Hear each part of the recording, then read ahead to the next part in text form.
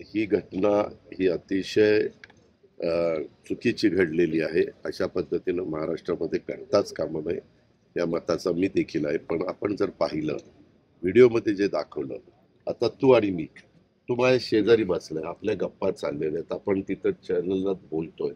आता तुम्ही तुम्ही मी गप्पा मारतोय आणि पुन्हा त्याच्यामधनं एक जण उठतोय आणि जाताना पुन्हा त्या दोघांचं संभाषण तर क्लिअर आहे. असं काही कोण नाही.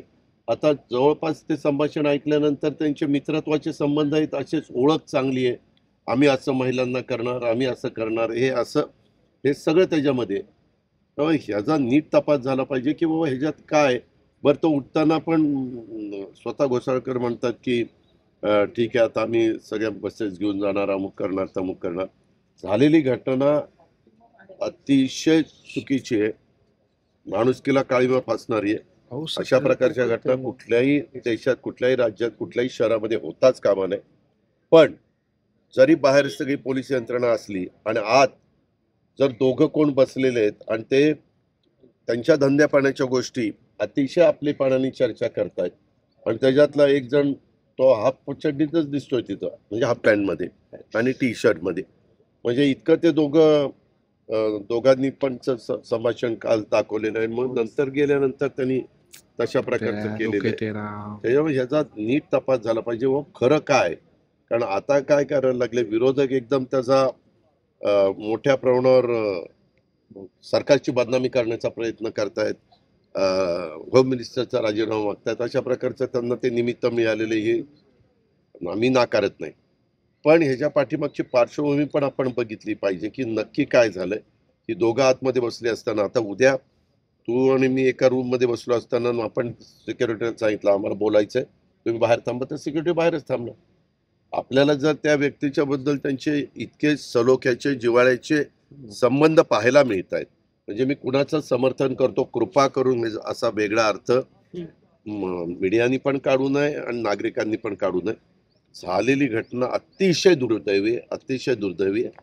आणि त्या संदर्भामध्ये कालच स्वतः मुख्यमंत्री, उपमुख्यमंत्री म्हणजे मुख्यमंत्री, उपमुख्यमंत्री वर्षावर, ते नागपूरला होते, वर्षावर गेले आणि त्यांनी चर्चा पण त्या बाबतीमध्ये केलेली.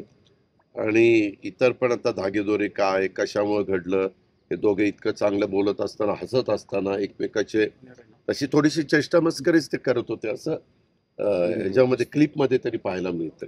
पोलिसांनी दम दिला गुंडांना, की अशा पद्धतीचे रील्स, अशा पद्धतीचे गुन्हेगारी प्रवृत्ती करणारे व्हिडिओ टाकायचे नाहीत सोशल मीडियावर.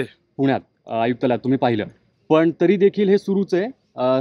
रील स्टार गुंड अपलोड करतायत व्हिडिओ इंस्टाग्राम. आपण म्हणताय अशी बातमी वेगवेगळ्या इलेक्ट्रॉनिक आणि प्रिंट मीडियाला आलेली आहे. आज आपले CP नाशिकला एक कार्यक्रम आहे चीफ मिनिस्टर साहेबांचा, तिकडे गेलेले आहेत.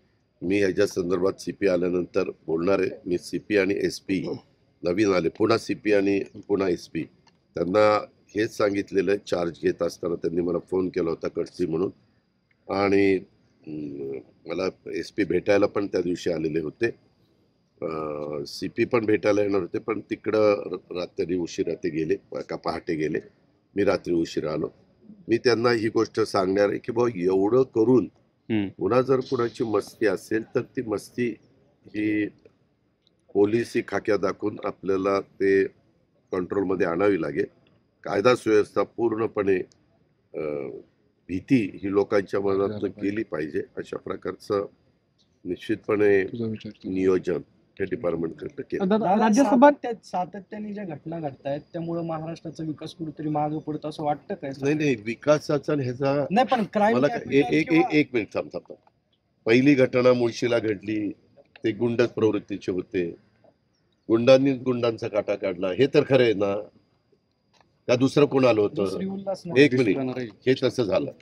उल्हासनगरच्या बाबतीमध्ये जरी सत्ताधारी पक्षाचे आमदार असले तरी कारवाई ताबडतोब करण्यात आलेली आणि त्यांचे जमिनीच्या व्यवहारातनं झालंय, कारण ते तर निवांत पोलीस स्टेशनला बसलेले, तिथेही आपल्याला दिसतंय.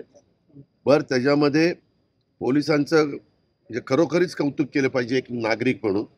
कारण आज गोळ्याचा आवाज आल्यानंतर एकाच्या हातात रिव्हॉल्वर असताना देखील दुसऱ्याकडे पण रिव्हॉल्वर होती, त्याने काढण्याचा प्रयत्न केला, पण तो त्या झटापटीत त्याला काढता आलं नाही.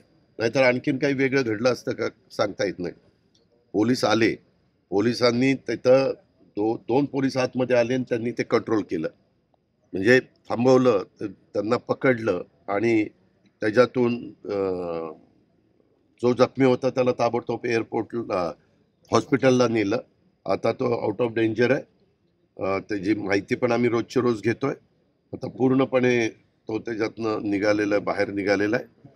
आणि दुसरी गोष्ट म्हणजे जे काही बाकीचे लोक होते त्याच्यात रुलिंग पार्टीचा आमदार वगैरे असा कुठलाही विचार न करता त्यांना पण अरेस्ट करलेली आहे आणि पोलिसांची पुढची कारवाई चालू आहे. लायसन देताना काळजी घ्यावी, कारण लायसन बंद झाले सगळे. त्याच्यामध्ये आपल्याला बिहार आणि युपी वगैरे याची उदाहरणं ते देतात.